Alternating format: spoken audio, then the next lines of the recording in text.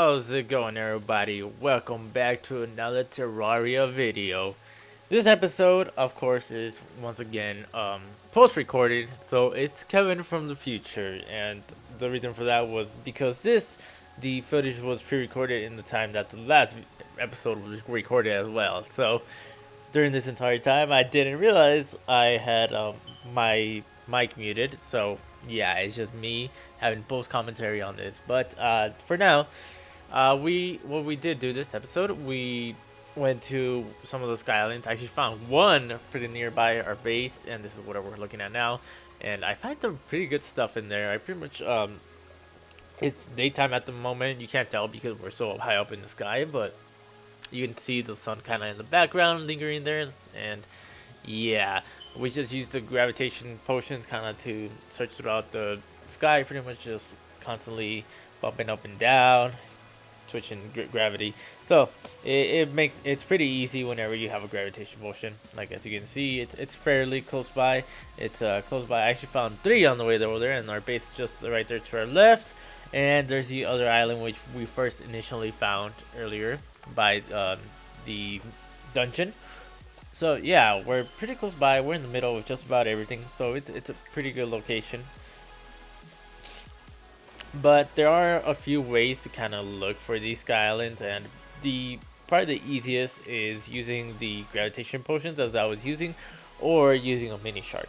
Now, the reason why the mini sharks are useful is because you can shoot the mini shark straight up into the air, and if the ball kind of shoots back at you, since the bullets bounce off of like items, if it comes back down, that means there's obviously something in the sky that caused it to bounce off. So most likely being a sky island. But yeah, if we want, we can look at this chest real quick. I do like the interior decorating, but yeah, yeah, as you can see, our sword is like, oh yeah, by the way, I did upgrade a bunch of stuff. Forgot to mention that. But we are upgraded pretty much to the best of our ability as we can be until we get further into the game, essentially. For now, I think, beside like some what's it called, some little shackles or something, some upgrades we can use. We did make the hover boots, which also helped us along the way. It kind of the specter boots, I guess they're called now, but they allow us to pretty much receive flight for a short duration of time. But yeah, if we just go ahead and open this up, we get this starfire, which at first I thought it wasn't that good because the melee damage is not that great. However, the great thing about it, and the reason why I actually said it wasn't that good, was because our sword is already doing a crap ton of damage, so it's very much so. But yeah, we're gonna go ahead and jump into the Skeletron fight as I promised in the last video. You'll see how OP my weapons are at the moment. The Star Fury, pretty much what it does, it rains a star from the sky, and it doesn't even use mana, so that's why it's great. Which I think I tested out here in just a bit. But yeah, pretty much all you need to do. It is actually a great Star Fury. Also, I think it's a legendary, so it has great enchantments nonetheless. And pretty much all you need to do to summon Skeletron is just talk to the old man at night and pretty much just curse him, if you will. I think that's what it says. And yeah, I laid out some campfires all around the way, and there he is. So I laid some campfires around the way, just kind of to help me out, help me heal out. I didn't take any potions because I was like, why not? I did bring a few, but I remember I didn't bring too many healing potions. So if we were to die, we kind of would. But as you can see, yeah, that Starfire is just like hammering through him. Like, if you look at his soul health, he's already like a quarter of the way down. His arm is almost dead. His other arm is still getting worked on, but it's crazy how easy this boss is. Yeah, like when I first fought this boss, like the first time I played Terraria, like even then I don't think he was too difficult. I think I had more trouble with like the Eye of Cthulhu, surprisingly, and the Eater of Worlds. But I don't know, like I said before, I feel like they've kind of nerfed these bosses a bit since then. because they definitely seem weaker to me. But I don't know, it's just me. Yeah, I mostly just use melee to kind of defeat him. As you can see, melee and that sword. I didn't think, like I said, I didn't think at first that sword was that great. I decided to switch out to the ray gun to see how much damage it did, and it does an okay amount of damage. Obviously, not as much, but yeah, he's a total cakewalk. Like I said, easy, easy, easy. There's not much else to say. Like, I think we're fairly ready for the next stage, which is the wall of flesh, which will take some time to say the least. Um, uh, I do need to go underground and start creating a whole, what's it called? A whole platform just to be able to beat him. So yeah, it's gonna take some time, and it was between either that or going to the jungle.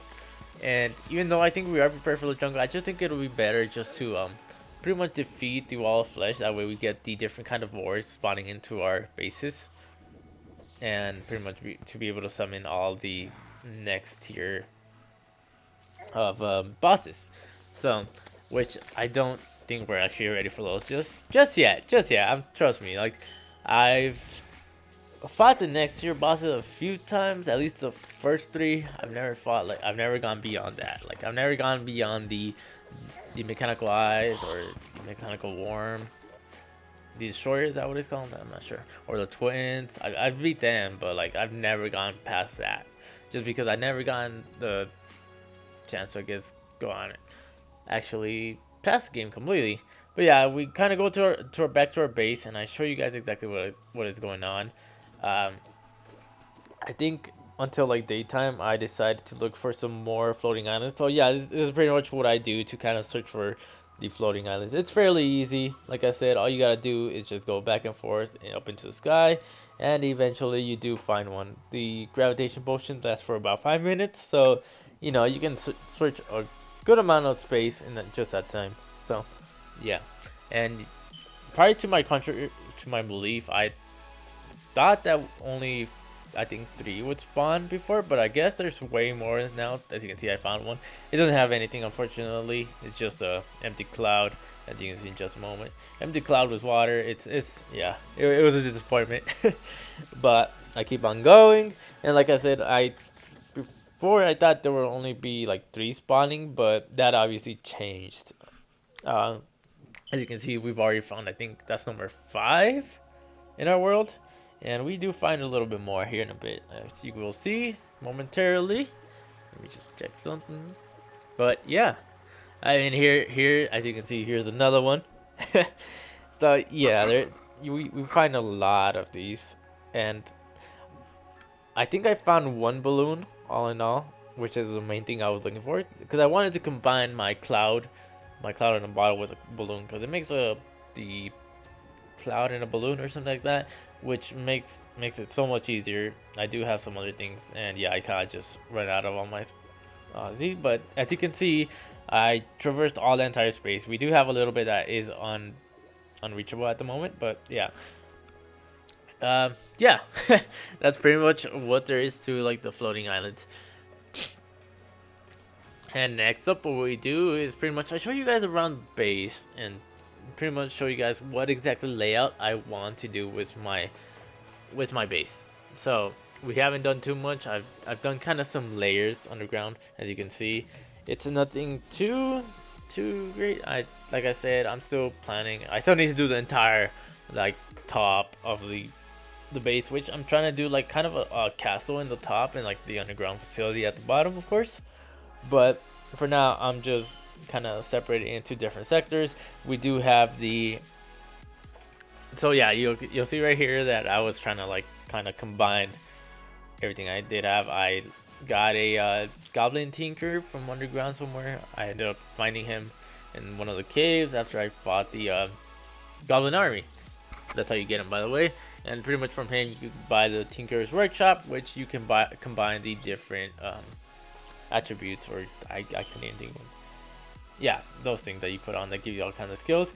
But yeah, as you can see, we've explored quite a bit of our world. There is still a ton to explore, even whenever we do fight the wildflames. Like, as you can see, I'm gonna have to like cover most of that bottom, like the underworld, with like some track to be able to traverse away from him. Because once you see him, I don't know if you've ever played him, but once you see it, you'll see what I mean. That I did have a lot of trouble with the Wall of Flesh before, though that might change this time around. And yeah, so that's where we are now. I was deciding whether to go to the jungle or to defeat the Wall of Flesh, but I think we're going to go ahead and defeat the Wall of Flesh just because it feels like the easier option. And I had some people actually ask me why I had a door in the middle, and that's pretty much where the middle of our base is. So yeah. Yeah, we're gonna have to reverse that entire, probably spawn them like all the way to the right of the world, but it's a lot. It's a long process. It's a lot to do.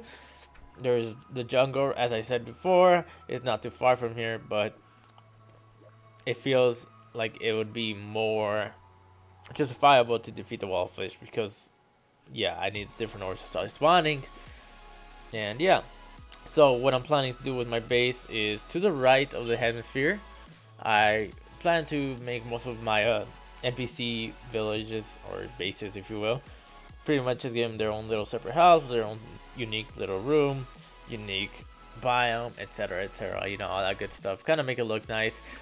Below that, I want to start making like kind of farms, some mushroom farms, glowing farms, and all that. Shoot, I know it's gonna take forever in the future. That's gonna take some time, but in due time, all that will be done. On the left side, I do want to make like my own personal room, kind of with like the chest, all my storage, and pretty much everything available to me. And kind of want to make some fun rooms, if you will, a playroom. I don't know what you want to call it, but that is going to be the 4 main sectors of my base at the moment. We still do have some more NPCs, I believe, that do come our way. We are missing quite a bit, and yeah, it's gonna take some time. On the very top and on the bottom, we do want to, I kind of want to make like a lava pit. Kind of weird, you know, kind of give it that center of the world aspect, if you will.